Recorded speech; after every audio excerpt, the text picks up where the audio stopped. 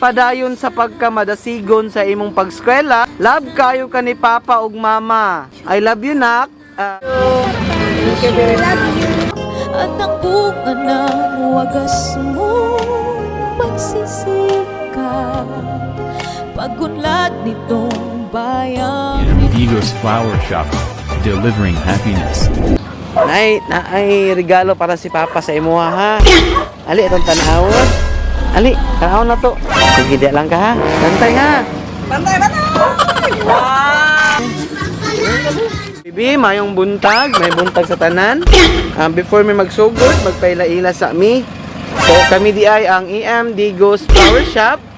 O B, naami diri karon para ihatod ni sorpresa para sa imong ika-5 nga birthday.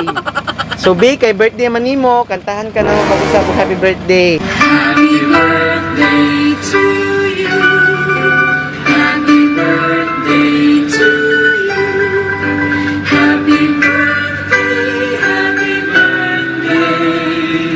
Happy birthday to you. So B, pag-wish usa B, tapos tayo pa ang kandila ha. Yay! Happy birthday B! So B, mauning message si Papa para sa imo ha, kung basahon. Ingon ni Papa. Ingon ni Papa B. Happy 5th birthday nak. Padayon sa pagkamadasigon sa imong pagskwela. Love kayo ka ni Papa ug Mama. Kabalo ko nga God has a better plan for you. Enjoy your day. I love you nak. God bless you more.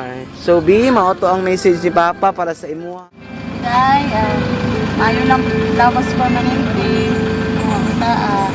Mag-bless pa si God sa imuha. Eskwela na Ontaro. Okay, ma'am. So, Bibi, ikaw, Bibi, sa may masulti nimo kay Papa nga iya kang gi-surprise karon. Ha? Unsa imong masulti? Sige na.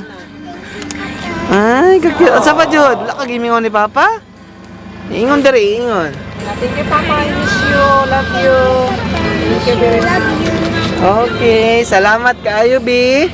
Once again, happy birthday, Ma. Uso na podron ang mga sorpresa, ug sa social media mi patok na.